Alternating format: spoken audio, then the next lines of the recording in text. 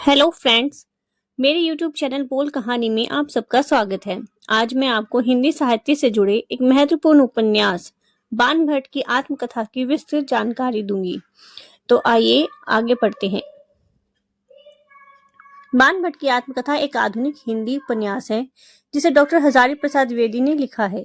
यह उपन्यास संस्कृत के महान साहित्यकार बाणभट्ट के जीवन पर आधारित आत्मकथात्मक शैली में रचा गया है। उपन्यास का परिचय। लेखक डॉक्टर हजारी प्रसाद द्विवेदी विधा ऐतिहासिक आत्मकथात्मक उपन्यास है। इसका आधार संस्कृत लेखक बाणभट्ट का जीवन है। यह उपन्यास बाणभट्ट के दृष्टिकोण से लिखा गया है, जैसे कि स्वयं बाणभट्ट अपना जीवन वर्णित कर रहे हों, इसलिए इसे आत्मकथा की शैली का उपन्यास कहा जाता है। हजारी प्रसाद द्विवेदी हिंदी साहित्य के प्रथाक आलोचक, निबंधकार, उपन्यासकार और चिंतक थे। वे हिंदी निबंध साहित्य के आधुनिक स्तंभों में गिने जाते हैं और भारतीय संस्कृति, परंपरा, दर्शन तथा इतिहास की गहरी समझ रखने वाले विद्वान थे। पात्र का परिचय। बाणभट्ट उपन्यास के नायक और कथावाचक, अत्यंत प्रभावशाली कवि, संवेदनशील, प्रकृति प्रेमी और दार्शनिक और ज्ञान पिपासु, साधारण गांव से निकलकर सम्राट हर्ष का राजकवि बनता है। चक्रपाणि बाणभट्ट के पिता। संत स्वभाव, धर्मनिष्ठ, सरल जीवन जीने वाले बाणभट्ट के जीवन पर सबसे गहरा प्रभाव पड़ता है। कथा के उपन्यास के तीसरे पात्र मातुल जी बाणभट्ट के मामा को शिक्षा और जीवन मार्गदर्शन देने वाले हास्यपूर्ण संवादों से उपन्यास में रस भरते हैं। सम्राट हर्षवर्धन शक्तिशाली एवं महान भारतीय सम्राट, साहित्य, कला और संस्कृति के प्रशंसक, बाणभट्ट का सम्मान करने वाले और उनके मित्र। कुंद नंदिनी आकर्षक, बुद्धिमान और रहस्यपूर्ण स्त्री।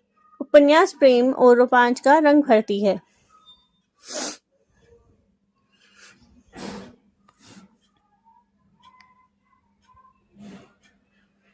जीवन दर्शन। बाणभट्ट की आत्मकथा में अनेक जीवन दर्शन के तत्व मिलते हैं। शिक्षा और ज्ञान का महत्व।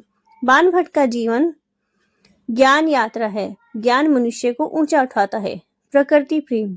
बाणभट्ट प्रकृति को शिक्षक की तरह देखता है। उसकी संवेदना प्रकृति से बनी है।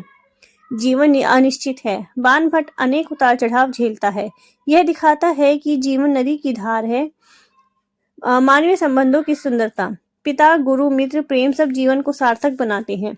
धर्म और संस्कृति का संतुलन। उपन्यास में धार्मिक सहिष्णुता और भारतीय संस्कृति की समृद्धि का सुंदर चित्रण है। संघर्ष ही विकास की सीढ़ी। बाणभट्ट की सफलता संघर्षों से बनी है।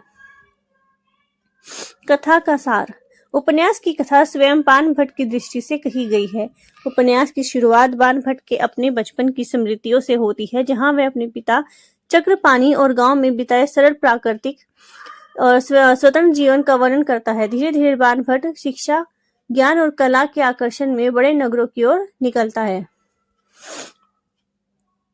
बाणभट्ट ज्ञान की खोज में कई नगरों, विश्वविद्यालयों और राज दरबारों की यात्रा करता है। इसी दौरान उसे जीवन, समाज, धर्म और मनुष्य की प्रकृति के अनेक रूप देखने को मिलते हैं।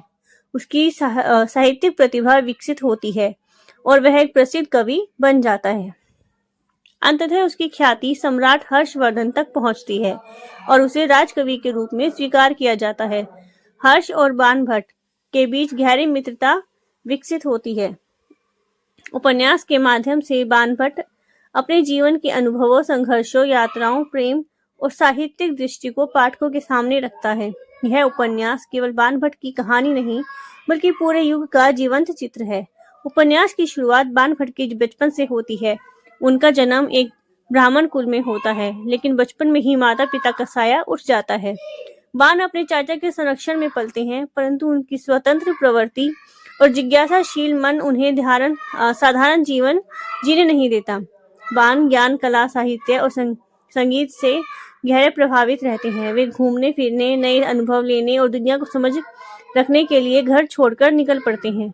उनका जीवन एक यायावर जीवन बन जाता है, जहां वह तरह तरह के लोगों से मिलते हैं, साधु, विद्वान, नट नटी, कलाकार, व्यापारी आदि।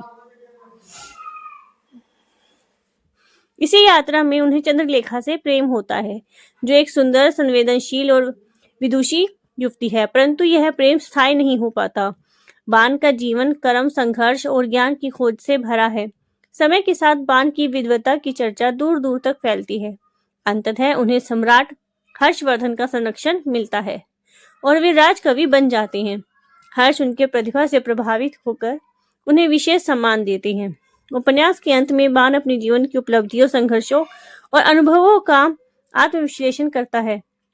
आत्मकथा मानव जीवन की यात्रा, उसके उतार चढ़ाव और आत्म खोज को का सुंदर दस्तावेज बन जाती है। वीडियो को देखने के लिए धन्यवाद। आशा करती हूँ कि आपको ये वीडियो पसंद आई होगी। Thank you for watching.